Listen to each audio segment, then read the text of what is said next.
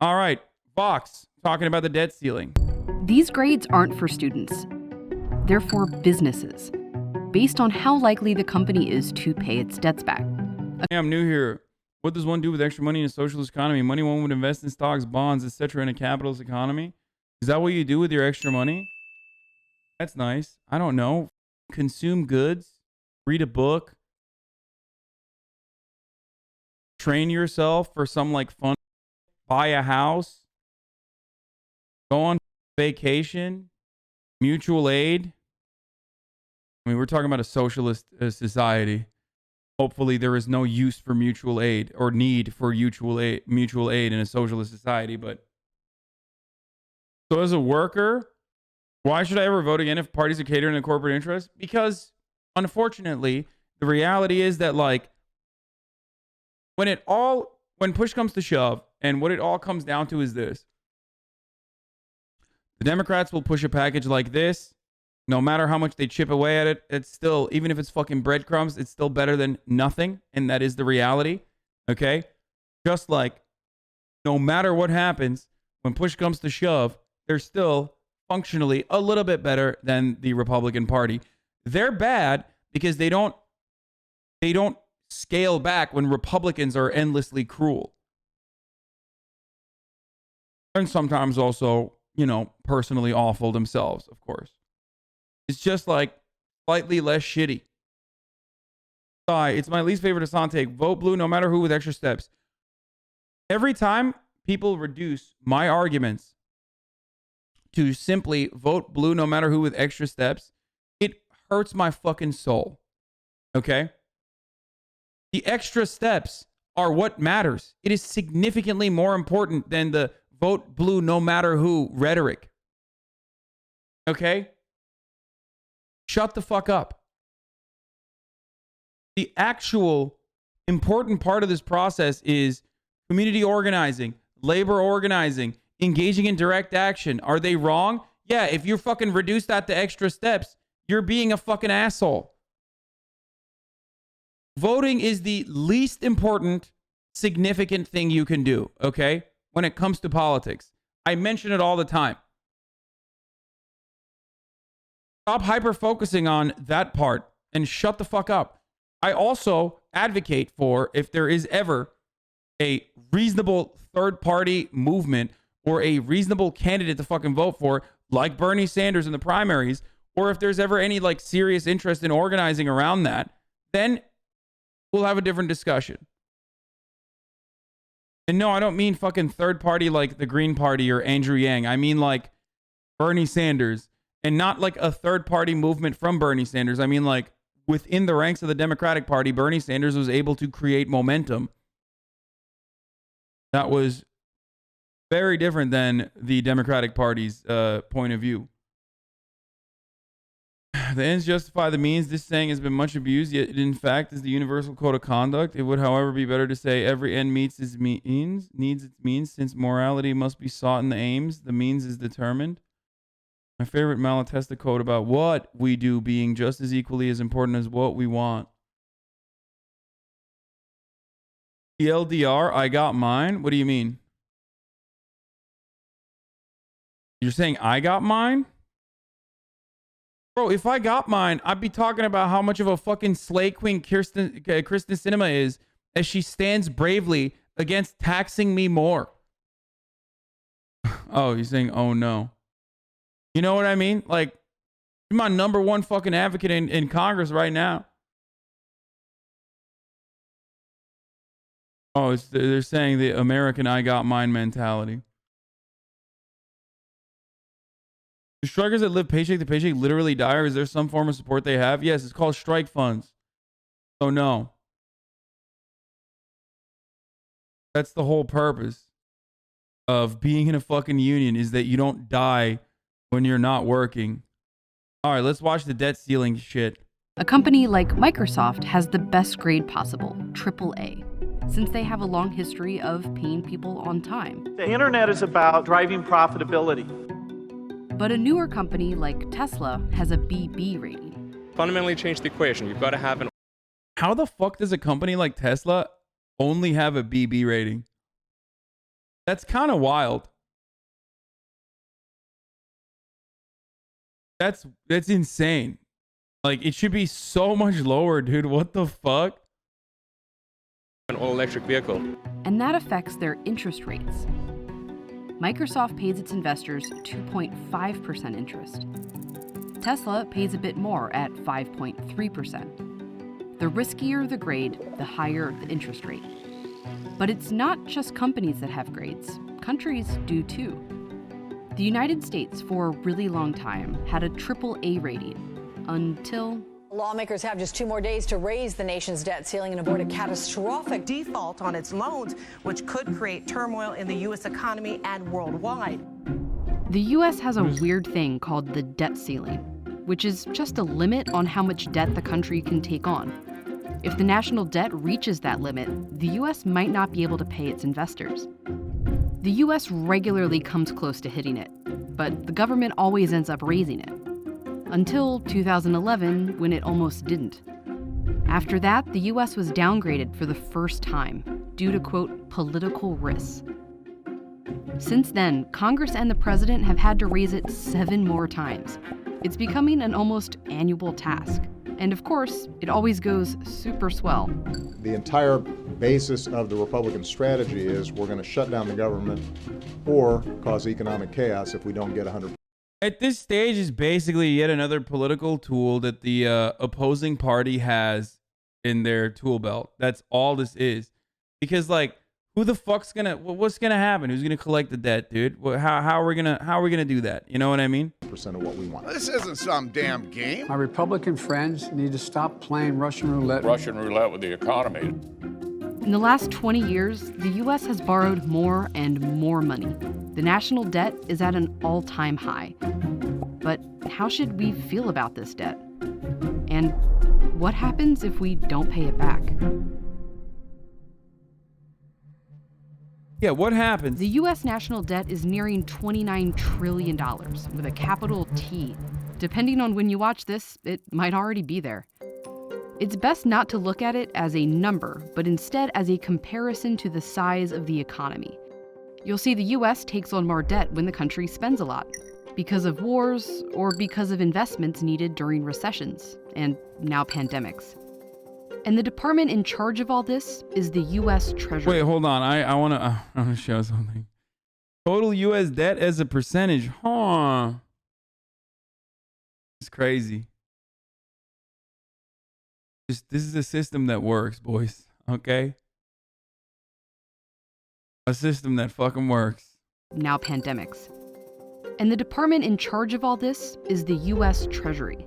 They collect taxes and spend them to fund the government.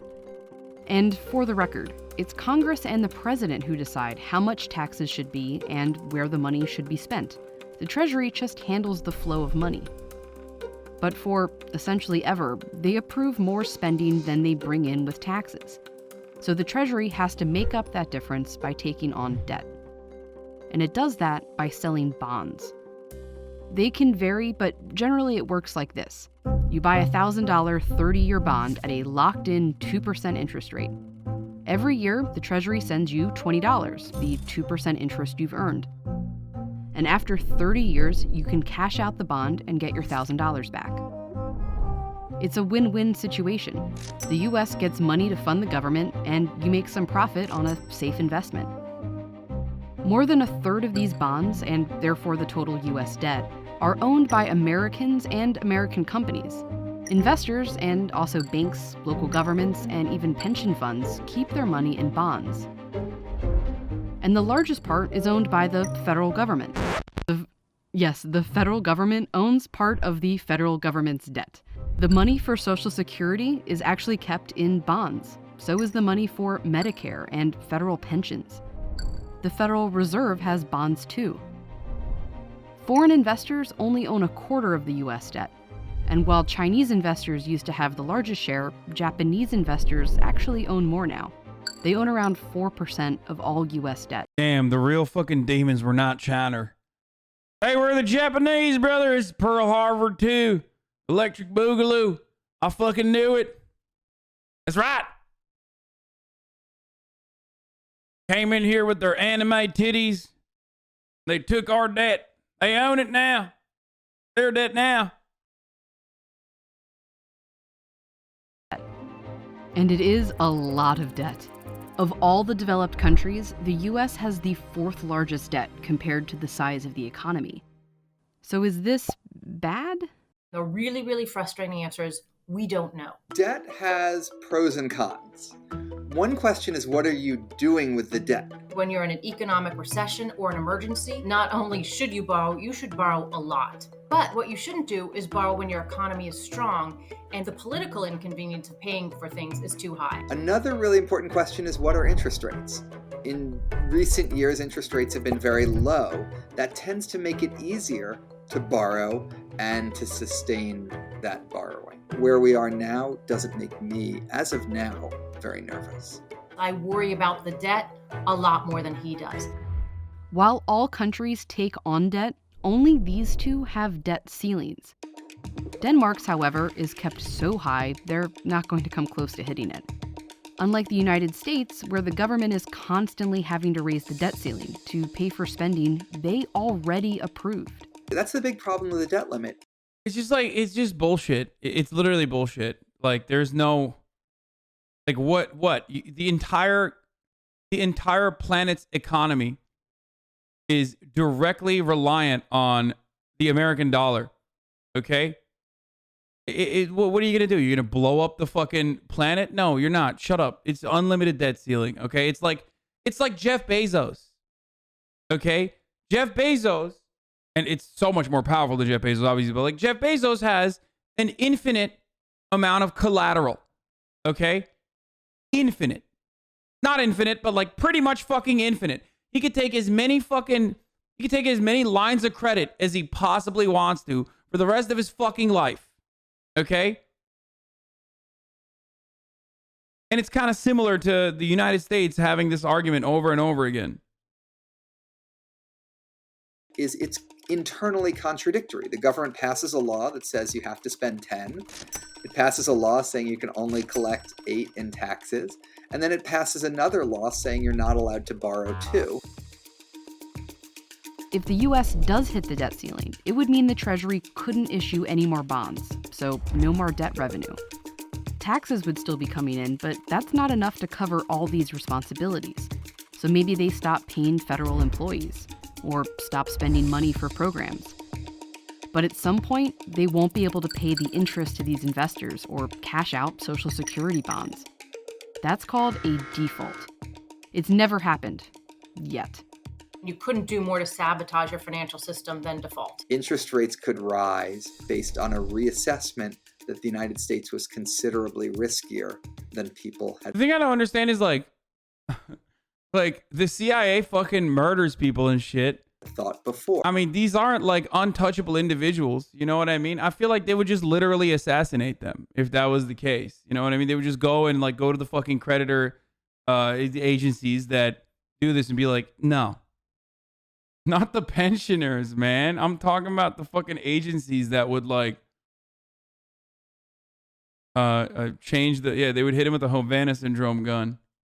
When government bond interest rates go up, that usually means that other interest rates are going up.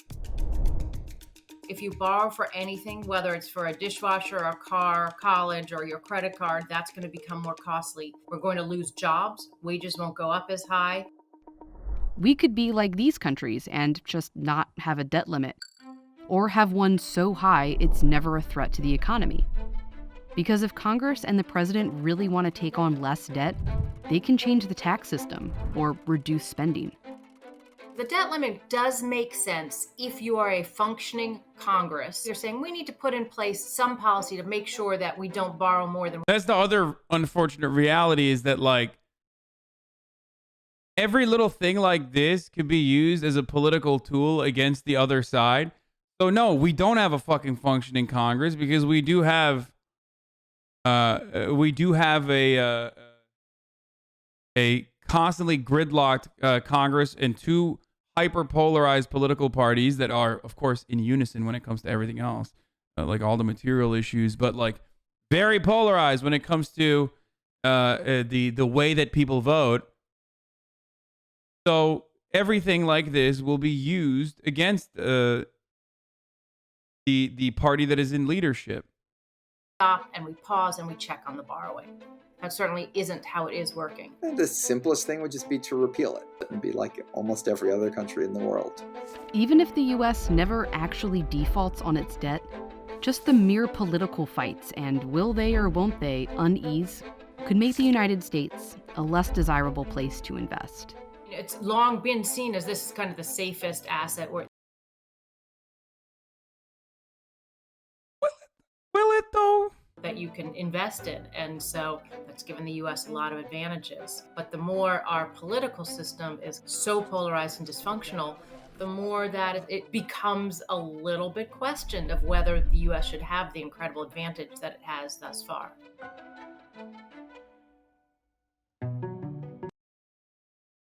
Yeah, okay. One of the unavailable video is hidden. Okay, we're gonna watch this fucking... Time to watch the HasanAbi special.